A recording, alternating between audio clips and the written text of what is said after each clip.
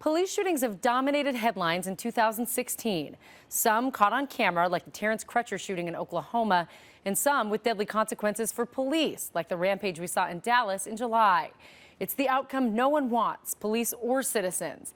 And here in Washington, examining deadly force has become a priority for lawmakers and community groups who say reform is necessary.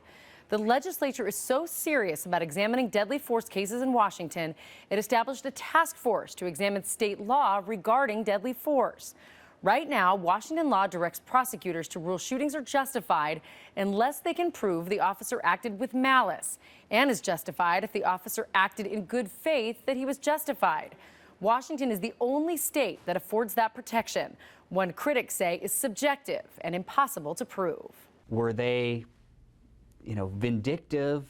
Did they have a grudge? Were they evil in what they were doing?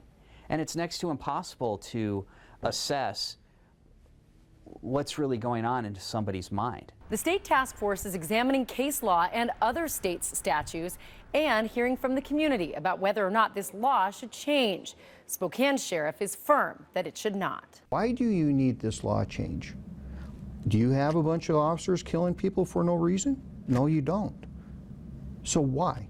But the task force has looked at shootings like the killing of Antonio Zambrano Montez in Pasco, seen on tape running away from police before they fired shots.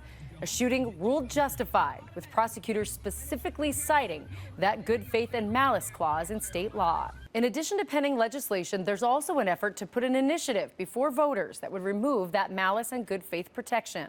The task force, meantime, has a lot of work to do before handing over its recommendations to the governor December 1st.